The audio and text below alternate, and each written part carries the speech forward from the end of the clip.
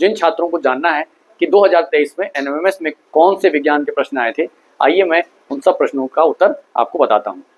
ये पिछले साल का पेपर है सेट 2023 का। इसमें प्रश्न संख्या 91 से लेकर के और 125 तक की जो संख्या होगी वो विज्ञान के प्रश्नों की होगी। एक एक करके हम हल करेंगे इन प्रश्नों को और देखते हैं कि पहला प्रश्न क्वेश्चन नंबर 91 ये आपके सामने आ गया, कौन सा इसका उत्तर होगा। एक एक करके हम लोग इसको हल करेंगे। पहला है खाने के सोडे का रासायनिक सूत्र क्या है। 4 ऑप्शन इसके लिए आए थे, पिछले साल 2023 का पेपर है। पहला Na2CO3 सोडियम कार्बोनेट, दूसरा NaHCO3 sodium bicarbonate, ammonium hydroxide और NaOH। तो इसका ऑप्शन संख्या सेकंड सही हो जाएगा, सोडियम हाइड्रोजन कार्बोनेट। अगला है एक रासायनिक परिवर्तन का उदाहरण है। भाई रासायनिक परिवर्तन होता है जिसमें नया परिवर्तन बन जाता है, तो कौन सा है इसमें? चारों ऑप्शन देखने के बाद हो जाएगा लोहे में जंग का लगना। अगला क्वेश्चन है किसी तत्व के समान परमाणु क्रमांक, मतलब परमाणु क्रमांक समान हो और परमाणु भार अलग अलग, तो उसको हम क्या बोलते हैं? समस्थानिक कहते हैं। चारों ऑप्शन देखिए और ये ऑप्शन संख्या फर्स्ट सही हो जाएगा इसका। समस्थानिक वो है जिसके परमाणु क्रमांक क्या होते हैं? समान होते हैं और परमाणु भार अलग अलग होते हैं। आइए क्वेश्चन नंबर हम लोग 94 पे चलते हैं।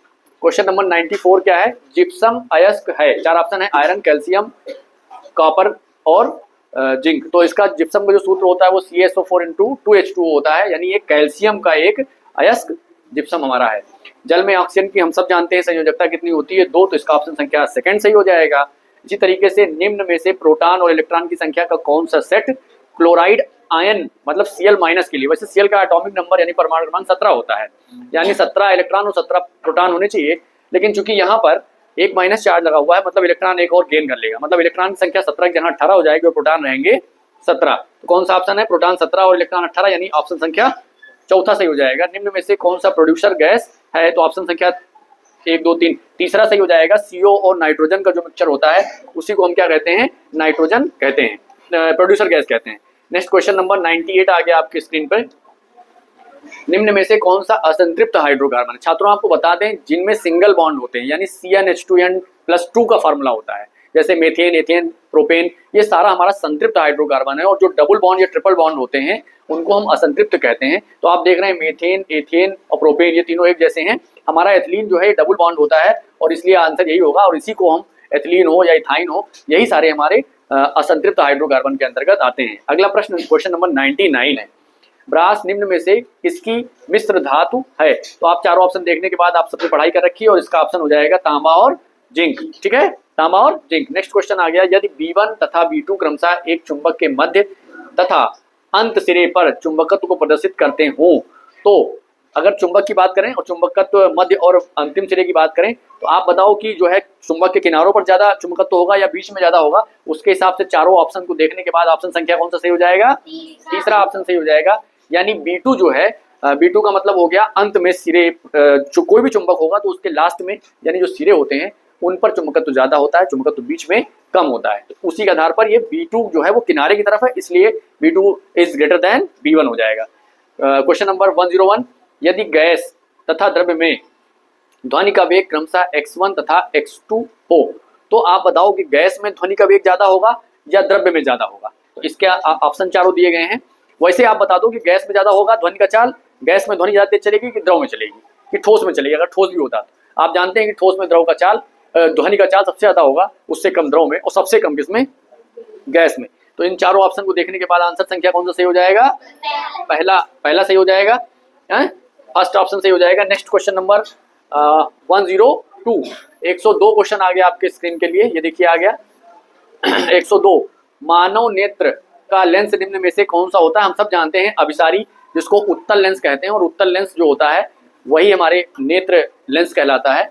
आंख में यही लेंस पाया जाता है। निम्न में से कौन सा मिलान सही है? आप जानते हैं पंखे की ब्लेड की गति, देखिए पंखा चल रहा है और वो क्या है, वृत्तीय गति में जो है वो गति करता है। तो हमें लग रहा है पहला ही ऑप्शन सही पूछा गया है, तो पहला ही ऑप्शन हमें सही मिल गया है, तो हमें आगे बहुत ज्यादा जानने की जरूरत नहीं है। पंखे की ब्लेड वृत्तीय गति करती है। ऊष्मीय ऊर्जा का मात्रक joule metre, degree Celsius, kilogram, joule, तो पहला ही ऑप्शन देखो एकदम सही लग रहा है। बहुत ही आसान, बहुत ही रोचक प्रश्न विज्ञान के आए थे। निम्न में से कौन सा अनवीकरणीय स्रोत है? अनवीकरणीय मतलब जिसको आप जल्दी जल्दी नया नहीं कर सकते, काफी समय लग जाता है, तो वो है पेट्रोलियम गैस। इसका फर्स्ट ऑप्शन सही हो जाएगा। 105 क्वेश्चन आप पर पहुंच चुके हैं। Next question number 106, 106। निम्न में से कौन ध्वनि परावर्तन का उदाहरण नहीं है? ध्वनि परावर्तन का उदाहरण नहीं है। प्रतिध्वनि, अनुरणन, खिलौना, टेलीफोन, इनमें से कोई नहीं। तो आप तीसरा ऑप्शन देख लीजिए, यही जो है वो ध्वनि परावर्तन नहीं कर पाता है, इसी यही आंसर इसका सही होगा। निम्न में से कौन सा ब्राउजर नहीं? आप देखते हैं ब्राउजर वो होता है जिससे आप सर्च करते हैं, कोई भी चीज आपके सामने आ जाती है। तो टेनस्केप, वर्ल्ड वाइड वेब, लॉन्चर और ईमेल। तो इसका ऑप्शन संख्या फर्स्ट सही हो जाएगा। नेटस्केप जो है वो जो है ब्राउजर नहीं आता है। नेक्स्ट क्वेश्चन नंबर 108 आ गया। उक्तियां। प्रकाश की किरणें जब प्रकाशित केंद्र से होकर गुजरती हैं उनमें विचलन नहीं होता है। उत्तल दर्पण का उपयोग ट्रैफिक अवलोकन वाले दर्पणों में होता है। अब ये दोनों बातें सही लिखी हुई हैं। इसमें पूछ रहा है उक्त कथनों में से कौन सा सही है? भाई पहला सही है या दूसरा सही है या ए बी दोनों सही है या ना ही ए और ना ही मतलब दोनों गलत है। ठीक है, ए सही है, बी सही है, दोनों सही है या दोनों गलत है। ठीक है, तो आप बता दीजिए इसमें कौन सा सही होगा बच्चों?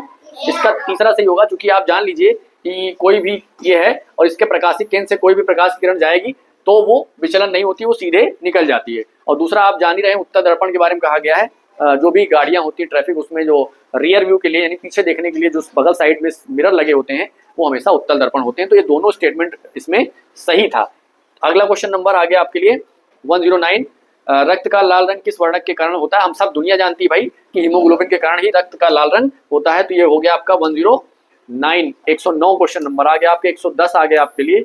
मलेरिया रोग क्वेश्चन है। मलेरिया रोग उत्पन्न होता है किसके कारण होता है भाई?